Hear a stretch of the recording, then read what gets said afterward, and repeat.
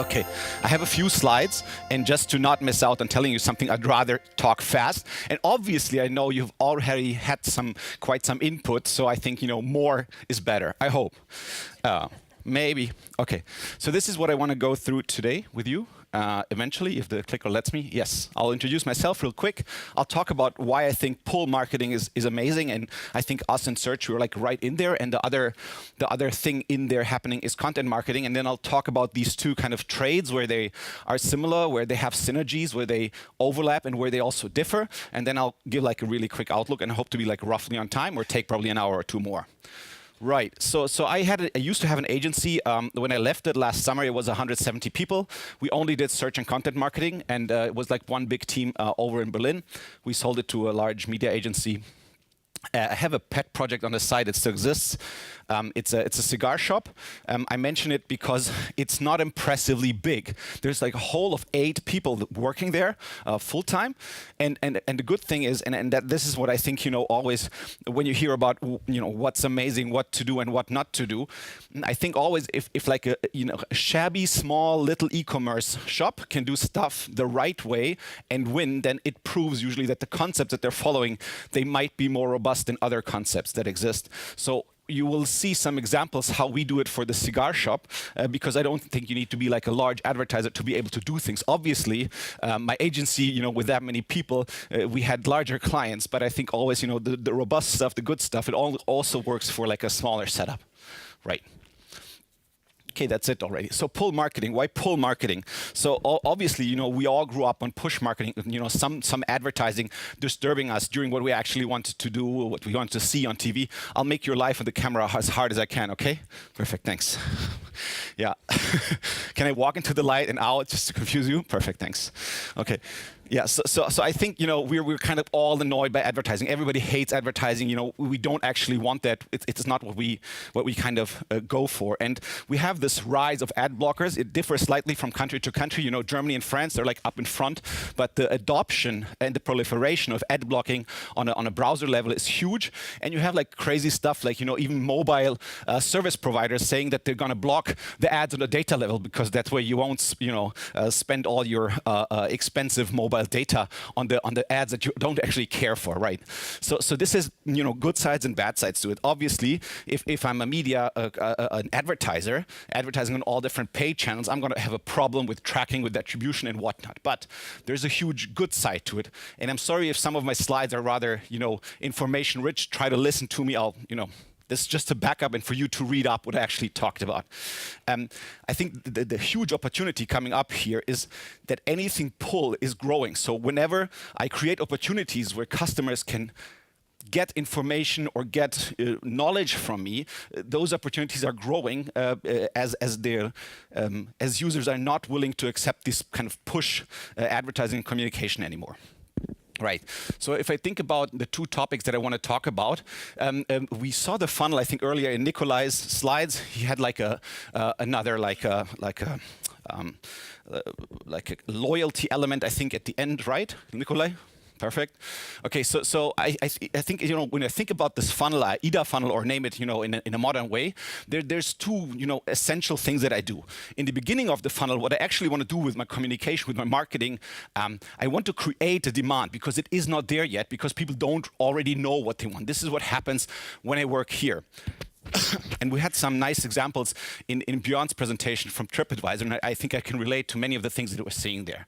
And rather low in the funnel, somebody's already wanting something that we can, provide to them, and then we only need to fulfill a demand, and then we're kind of trying to battle against our competitors who will be able to kind of fulfill this demand best. And the way I understand kind of these different search and content marketing elements or like tools that we can work with, they have a strength in certain parts of the funnel. And I hope to be able to elaborate that, and we'll come back to this slide, and maybe you'll then nod or like, nah, or like this. I hope the first, right? So we'll jump into SEO. I think SEO, we were talking a lot about, voice command and blah, blah, blah. Yes, these things are coming, and yes, search per se is. Well, I'll throw it. It's like more like Rockstar because fitting your outfit like, okay. We'll calm down again. Not yet, not yet. The party's not on yet. Okay. So when I think about search, it's not that great yet that we actually need to step a jump ahead. If you look at how moronic people are searching, and you can't, look around in this room and ask your colleague here, look at your search behavior. This is how actually people search. You look at these like shorthead searches where people, like millions of people each month, do moronic searches. Like, what the hell do they want if they type in shoes? Do they want like tips how to tie a shoe? Do they want like fashion photos about shoes? They want to buy a shoe? What the fuck do they want? It's actually, search is not great. There's many people, they're still using it like this. So it's a shitty product, I think, still.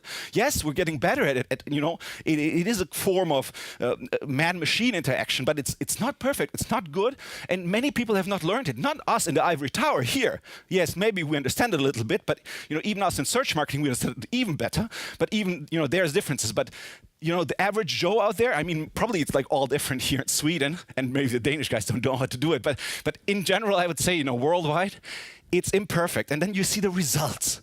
Okay, then maybe you were smart enough to kind of properly say what you actually want. And then you see the results. And then, okay, sometimes you go to a document. Sometimes you see already the results are stupid. You're going to refine again. So it's not a perfect product. It's not there yet. So my hope is, that as AI comes along and as the machines become better, they're going to understand what I actually want if I'm not able to express it myself well enough. So when I think about SEO, this is how I structure it for myself, what was proven to be robust the last 20 years at least. And we see many things that we've seen before. I think in Dom's presentation, he was talking a lot about topics and keywords, how to group them, to target them. He was talking about information structure, and we heard a lot about stuff about content. So this is it. The way I see SEO, and that works for me so far. And this is an element I'll need later on because I want to show where the impact is of content marketing and where it changes SEO or where the overlaps are. Right. Then when I think about search types, this is a very classical thing, how to distinguish different types of searches. Either people already know what they actually want, they just don't know the URL, they don't have to type, I don't know, Amazon into the Google search box to get to Amazon. My mom does that, and that's totally okay. Even I do that. It's not just a stupid thing to do. If I'm looking for like a tool that it's not on the root URL, maybe I remember that. But if it's like in the sub folder and I remember the name of the tool but not the URL, I can do a navigational search. It's totally okay. So 1/3 of all searches, they're navigational, right? Then the other parts of searches, if I boil it down like to the essence, they're either informational, so I want to read something about something or learn something about something, via video or whatever, or I actually want to do something. So this is where most of the money is earned, and this is usually the low ad area. And we were discussing stuff like that, I think, in Björn's in Nikolai's presentation, where it was basically saying, okay, this is where usually the PPC money is spent, but you can go upwards towards here. It's just a little bit different terms, but I think it's the same ideas. I just want to try to kind of, as it's one of the last sessions, I hope to try to kind of summarize a little bit where it's possible. So, and when I now use these concepts again, and I map them onto kind of this user journey or this way through the funnel, then to the best of my understanding, and again, this is just my guts feeling made explicit, transactional is what's happening way in the end, right? That's where I'm actually selling, earning money. When people already know where they're coming, that's navigational, but I have to take little note of this because they actually know where they're going. It's very tough to kind of disturb them on their way to where they're actually going. And the informational stuff where I want to read, make up my mind about something, that's rather early in the funnel. Okay. So coming to content marketing, I think except for the technical part of SEO, it has a strong impact on anything in SEO. And I'll try to hopefully make me understand why I think that. And then we can discuss over beers later, if there are beers or soft drinks. So when I think about content marketing, for me, it's very essential 2 elements. I have the content that deserves dedicated marketing, and I have the dedicated marketing efforts that I'm going to put to that content. And this is kind of the 2 essential elements. And where does it come from? We had this old idea of push media where somebody has the reach, And in this reach, I'm pushing my ads and disturbing basically people, and basically they're selling me ad space for my ad money. So commerce and the content, it was kind of apart, and I was paying money to have it as close as possible one to another and to get them. And for me, the essence of content marketing is bringing this much closer together. I'm going to jump over. No, probably I'm not going to jump over it. So when I think about content marketing, the 80-90% of the effort goes into production of the content and then seeding it, so getting reach for it. This is kind of the core elements. There is more to it, but I'm not going to dive too much into it. And I'm going to show you a really simple example. It's in German, but you're going to understand it. So aspirin is a product that probably everybody knows, for after the party. But here is a super ugly site. It's basically Erkältung is having a cold online. So it's a moronic name.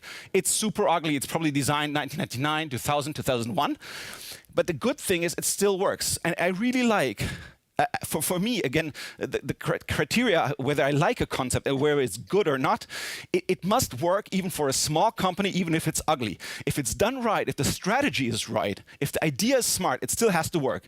And here, this is obviously also by Bayer, and they have a portal about having a cold. And one of the solutions for the symptom is obviously their product. But and for whatever reasons, they have a separate portal. But I want to show you that I think content marketing doesn't have to be, shoot somebody in a rocket up a sky, and then he's kind of diving with a parachute down, and a million people see it. This is simple, ugly, but it still works, and the ranking for relevant terms on the top 10 pages, right? So when I think about content from a helicopter perspective, so not just the SEO part, I think about 3 types of content. So transactional content that I need to actually address transactional searches, informational content, or I sometimes like to call it branding content, and then social content that will probably only work for content marketing. So these 2 types of content I can use in content marketing, and these 2 are the ones that are relevant in SEO. And the overlap is right here in the middle. And I'll talk to you now through with examples. I hope there's not that many black and white charts coming, because they sound so theoretical, right? So this is my cigar shop, which is really small team, really limited budget and possibilities. So this is our category page for a certain cigar type, just to show people, okay, they've typed in Cohiba cigars. It's the largest brand, and actually it's a moronic search, because Cohiba you can buy for 30 kron and for 400 kron. So there's like a huge range. So actually the search is as moronic and as a short head as you would think. So people still need to decide, okay, what do you actually want? Do you want like something small for in between, or do you want something very exclusive because it's a special occasion? What do you actually want? And here the category page, and we talked about category pages in several of the presentations before. In my opinion, it has to kind of take you by the hand and get you from this like very rough idea that you have to the actual product and bring it into the basket. So this is kind of necessary to rank, and this is very lower funnel. So here we have a manual on how to cut a cigar properly, right? So this is one of the basic needs. And imagine like who would search for such a topic? I mean, if I'm typing in like how to cut a cigar, I probably got something from my uncle. I have a cutter. I'm like right there ready, but I don't really know what to do. I don't want to fuck it up. It's something expensive my uncle gave me. So I'm going to type it into Google, and hopefully I figure out how to do it right. And then I'm going to do it, right? So in that moment, this person will never buy from my cigar shop. He will never. Why the hell? He already has a cigar. He doesn't actually know what he's doing. If he knew what he was doing, he wouldn't, type such a stupid search. But at this moment in time, I can be helpful. I can build a relationship. I can show, you want cigars? I can be your friend. I can help you. You don't know stuff yet? I'll teach you. It's no problem. But and if I use this to establish a relationship, like trust, there's an opportunity to engage further. From here on, I can tell you, by the way, if you like that cigar, these are the advantages of buying cigars online versus going to your shop next door. So this is my opportunity to talk about the topics that will make them get to the next stage where they consider buying with me. Or pushing them towards a free ebook to get the email address, then nurturing them into whatever. Okay, so this is kind of the overlap part that works for SEO because people actually search that, but also this works out to engage, I think, besides just the incoming searches. And then obviously there's content that mostly entertains. That's more like pure content marketing that doesn't have direct effect on SEO in terms of the ability to rank for relevant terms because it just entertains. So another way to look at it, I need basic content, so the thing that will earn money. But on top of that, I want to show, like, why should a search engine, why should it put me in a top position? There's like only one reason. It thinks that my piece of content is the best piece of content on that topic in the whole damn internet of the target language and country I'm targeting. That's the only reason, right? So I have to prove I can't be the best shop for cigars.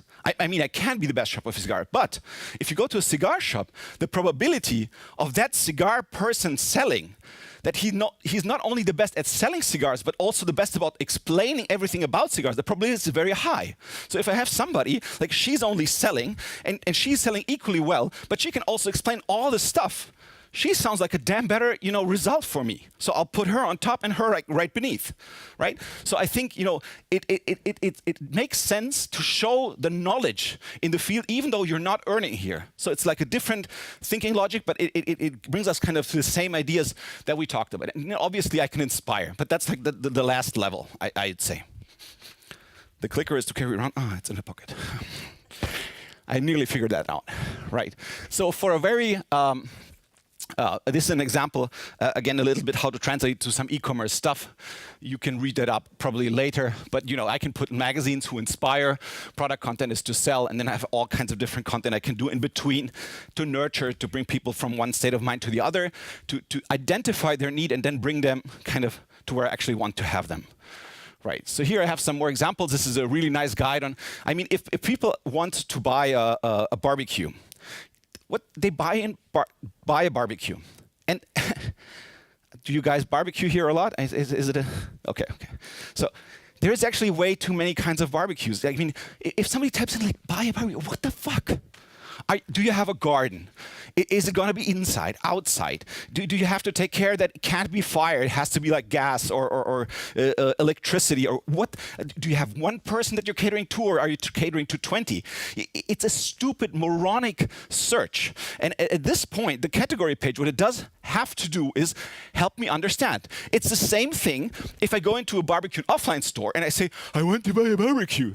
The guy selling or the person selling, they'll ask me, well, what are your needs? Like, what are you looking for? What is the situation like? And this is what this guide has to do for me. So this is the kind of the perfect transactional content there again, but from a even more scale business than my little cigar shop. This is again from my little cigar shop, just to show you that this traffic delivers constantly, and yeah, we do all kinds of fun stuff with that. And I want to talk to you what you can do with this kind of informational content, because when we talked about this, it was mostly from when you saw the examples from TripAdvisor in Björn's presentation, or this upper funnel stuff that Nikolai was talking about. He was talking about it very, very much through like a narrow search marketing view, and that is a view that is legitimate, but there's more to it. So actually, even without a transactional intent, people that sometimes want information, they will still buy. So I can really get new customers from that. Then there is the brand building aspect to it. I talked about that.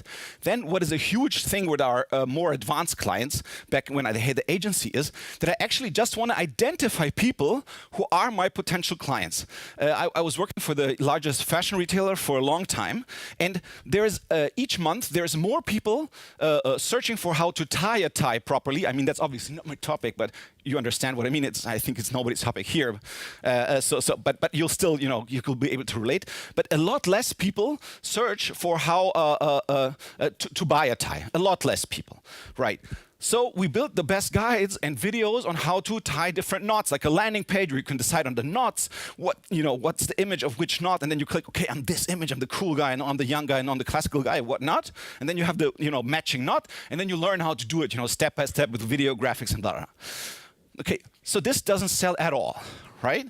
But if I know Maria was searching on how to tie a tie, so she's a fashion person, obviously, like a special fashion person, and at that moment, I just identified her, okay, she's a tie person. And then my retargeting a logic kicks in. First, I'm going to say, okay, here's my new designer, Thais, Maria. So see if you have fashion sense and money. Okay, then that wasn't work. Then I said, here are like new designs, but not from the big brands. So maybe she has fashion sense, but not money. Next try. Okay, then I'm come up with the famous brand that 20% off, trying to get, okay, what can I extract from her? And then, latest, I'm nearly giving up. She was like, drunk when she was searching that, so she was not actually searching it. So my last try is maybe 50% off ties, or like these ties are on sale, trying anything to get her. So at this moment, the effect and the way that I'm working with the content that just provides information is very indirect.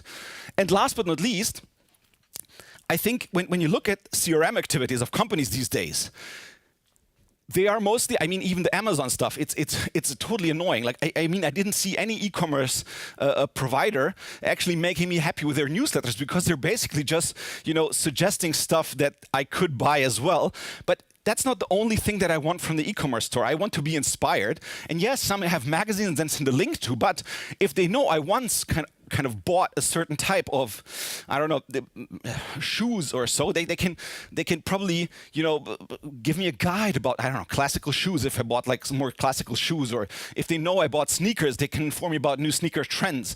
If they know I bought a tie, they can, a week later, they can send me the manual like, here's how to tie a tie. And I'd be thankful to them. That would build my relationship. They're not just selling me. I'm not just, their customer that they're extracting the most money of. They're really trying to build a relationship here. And this is like strongly underestimated. So if I have this kind of informational content that targets these kinds of queries, on the one hand, I can do stuff to acquire new customers, but it's just as useful to build and intensify the relationship with existing customers. And I think that's important.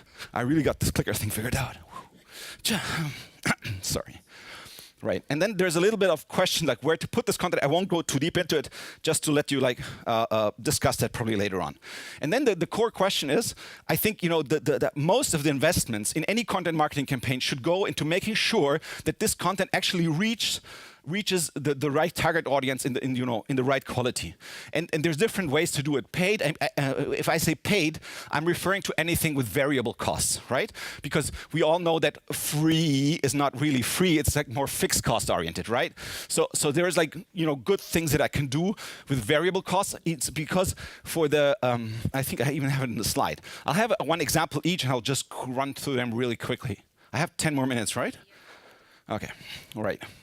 So these are some social media ads. They are clearly kind of advertising either for a webinar or kind of white papers and these kind of things. I'm sure you saw those. These are examples similar to the stuff that we talked about, and exactly the stuff that Nikolai, I think, suggested. They're basically, methods how to brew tea, and obviously the teabox.com is selling tea, but here they offer me, different methods how to brew this tea. So they're doing exactly what you suggested. I doubt that they're ranking as well, but it's also a quicker way. And to my experience, these clicks are very cheap. Obviously, they're upper funnel, so they won't convert as well. But you have to figure out like different conversion methods for those people coming in. Then I really like kind of these scalable solutions for native advertising, because for me, it's a different kind of paid marketing. Whoops, just a second.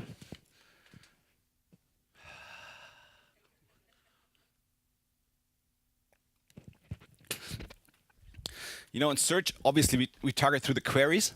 In social, we obviously work with psychodemographics, sociodemographics, and these kinds of things. And these kind of native advertising platforms, they offer a different kind of targeting, and I find them very interesting, especially for this kind of informational content. There are some things that work very, very well there, and I think those are always worth considering if I'm doing a really nice content marketing campaign. Right, then these are some examples where people use their corporate communication to get their content across This is how you use communities, just some examples. And don't always think, about the super hype communities, the big communities. Sometimes there's like really niche things that you have to know about. In Germany, Xing is more popular than LinkedIn. In France, Viadeo is more popular than LinkedIn. There are like specialized communities for all kinds of things. I would always consider like regular forums, see where people meet where they're discussing the topics that are way before upper kind of in when they are making up their mind whether they want something or not. I would try to be present there with my content. And this is like more like an SEO-oriented outreach examples where you see that here some travel provider creates an infographic, goes to a big website, and obviously it's caught up really nicely, and they customize slightly what they have built. So like a classic SEO link building kind of oriented thing. And what I want to share with you, this is my experience from my agency time, the different ways of how to kind of seed content in order for it to reach the target group. To the best of my knowledge, they're a little bit different, and depending on which kind of content I'm spreading. If it's purely entertaining or if it's more informational, they have the different tools have different strengths. So I would kind of give you that to think about or like try out yourself whether it makes sense for you or not. Then 2 tools I recommend for content marketing efforts are these 2. And when I think about content marketing and how it actually affects, and this is where we kind of try to build the bridge again to SEO, these branding effects, we talked about them in one of the early sessions. What was her name? Talking about like the larger entity rather than the domain. Can you give me the name? Hannah? Yeah. So I think this whole branding effect. If they see my content elsewhere and then search for my name, this is exactly where these kinds of things will pay into. And we know from SEO that this will pay into SEO as well. I feel you guys must be really discriminating and really not liking me because I stand there a lot more, right? I'll stay here. I don't want to stay there anymore. Okay, Maria, it's your fault. Okay, then obviously, I get referral traffic, and I would always distinguish that from traffic I get from good SEO positions, and then there's always a lot of social traffic coming in as well, which is indirectly, I think, also something that affects SEO. But I have like different kinds of ways how I'm getting more traffic, and this is why, you see the overlap here especially, and here indirectly, and here very directly, how kind of these things can work together. But just to produce informational content, just from an SEO perspective, I think there's like a lot of love lost and a lot of opportunity lost right there. You can do a lot more with it if you see the bigger picture, if you see how you can use it for existing customers, because I think that will kind of it just broaden up the horizon and do a lot more good. Then an outlook. Yeah, so I think it has to.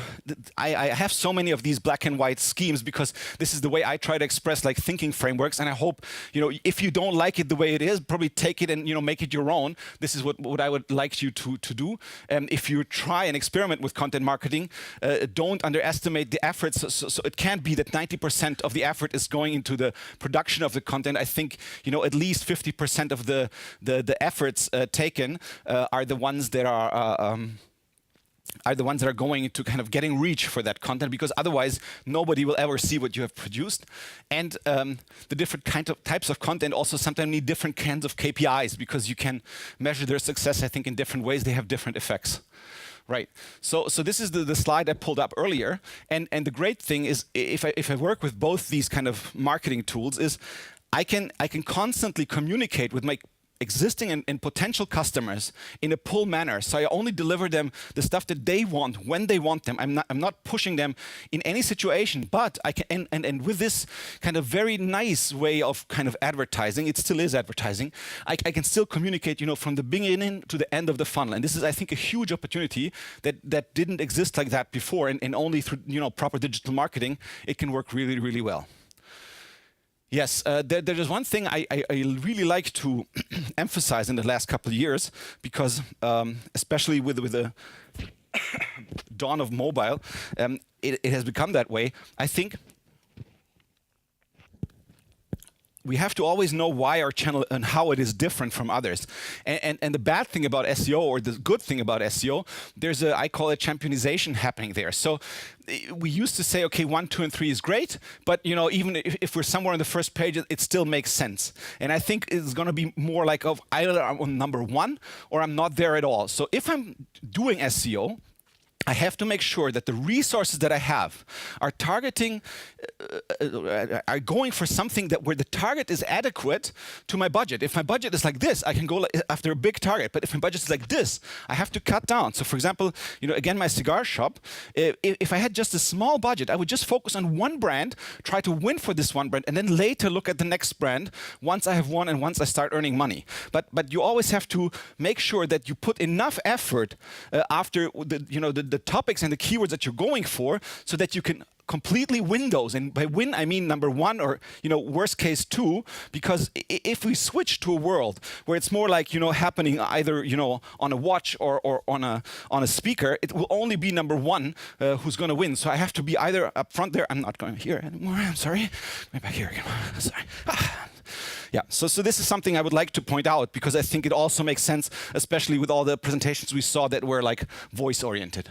Yes, and then like another kind of strategic thought, if something seems like cheap, fast, and sustainable, it is not true. So you can pick a different combination, but there's only a combination of two of those. All three do not exist.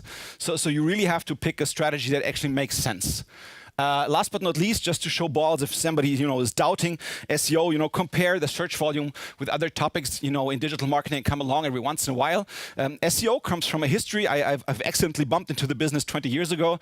We come from a time where we were not optimizing for one search engine, but instead for many. And I think the proliferation of SEO is already here since probably about 2 years. In my last years in the agency, I saw many crazy requests. We were optimizing for like smart TV searches in the search box. So whenever there's a search box, there's an opportunity. So search will never die, because people don't know, and in 2/3 of every cases, people don't know what they actually want. It may not be similarly weighted in each of the search boxes, but the search boxes will not disappear. People will not always know which vendor they have a certain need from, and who can fulfill it best. They'll always be open to suggestions, and they will always use some kind of search to kind of find the right vendor for their need. And this is exactly the opportunity where we can jump in and optimize. And then the next level is, once I get that pull stuff figured out, and this is I think where advanced marketers are kind of working on right now, is how to combine these pull efforts, if they're like working along the whole funnel. Again on the wrong side. How to combine that again with all the push stuff. So have like proper programmatic display campaigns, and then playing in those into all my pull marketing efforts. This is my book and my podcast in German. I'm sorry you can't listen to it, just so you know I have it. But I have a Twitter handle, so you can tweet out to me or whatever. This is my main job. And thank you very much for your attention. I think I'm quite on time.